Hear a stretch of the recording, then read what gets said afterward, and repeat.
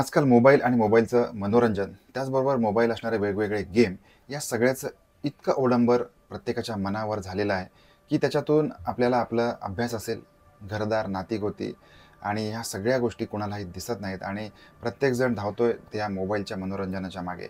पण हे सगळं करत असताना मोबाईलच्या मनोरंजनाला, मोबाईलवरल्या गेमला एक विशिष्ट प्रकारची मर्यादा असते आणि ही मर्यादा आपण स्वतःहून आखून घेतली पाहिजे आणि जर का ही मर्यादा आपण ओलांडली, तर मात्र भयानक अशी दुर्घटना आपल्या बाबतीमध्ये होऊ शकते. भयानक असं वास्तव आपल्याला अनुभवायला लागू शकतं.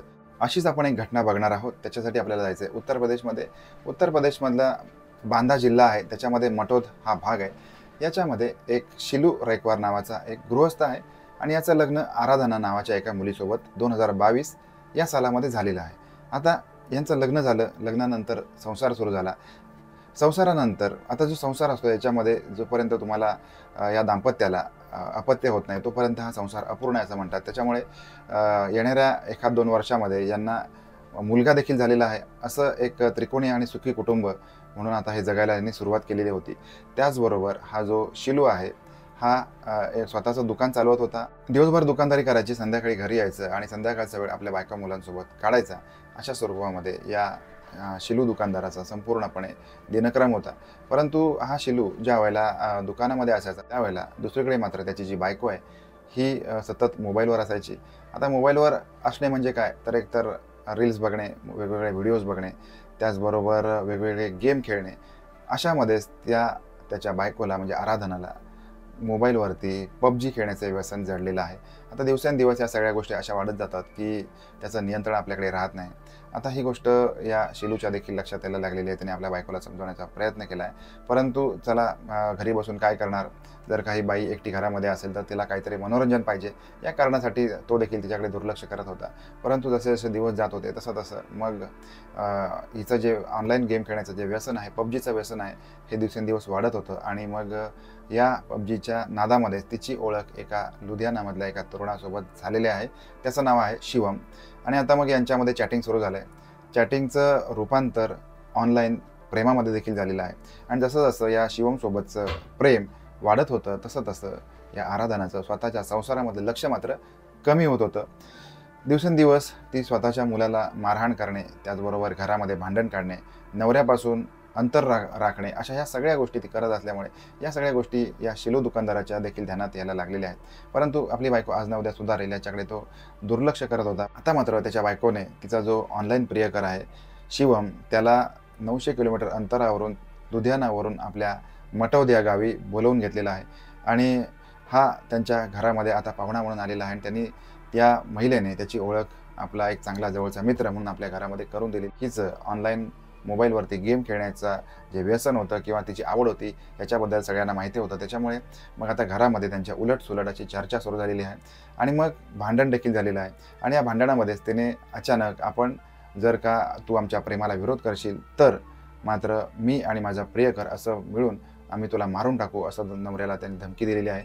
आता हा बिचारा शिलू दुकानदार अत्यंत घाबरलेला आहे आणि त्यांनी पोलीस स्टेशनमध्ये तक्रार दिलेली आहे. त्यावेळेला मग पोलिसांनी हा जो या स्त्रीचा जो प्रियकर होता शिवम, याला सज्जड असा दम दिला आहे. परंतु आता यांचं जे घरगुती वाद होता, हा वाद काही मिटत नव्हता. त्याच्यामुळे मग हा जो शिलू दुकानदार आहे याने एक निर्णय घेतला आहे, की आपण आपल्या मुलाला घेऊन वेगळं राहायचं आणि आपण आपल्या बायकोला यापुढे भेटायचं नाही किंवा तिचा जो प्रियकर आहे याच्यासोबत त्याच्या बायकोला जाऊन द्यायचं, अशा स्वरूपाचा निर्णय या शिलू दुकानदाराने घेतलेला आहे. कारण असं आहे, की त्याला जीवे मारण्याची धमकी किंवा तुझे तुकडे करू, तुला ठार मारू, अशा स्वरूपाच्या ज्या धमक्या त्याच्या बायकोकडून देण्यात होत्या. त्याच्यामुळे घाबरून आपण सुखी राहूया, आपण आपल्या मुलाला घेऊन बाजूला राहूया, या दृष्टिकोनातून मग त्याने आपल्या बायकोपासून फारकत घेतलेली आहे. आता ही गोष्ट जरी गमतीवारी आपण घेत असेल तरी पण ज्याच्या आयुष्यामध्ये अशा स्वरूपाची घटना घडत असेल त्याच्या मनावरती, त्याच्या आयुष्यामध्ये किती मोठा परिणाम भोगावा लागत असेल याचा आपण विचार करू शकतो.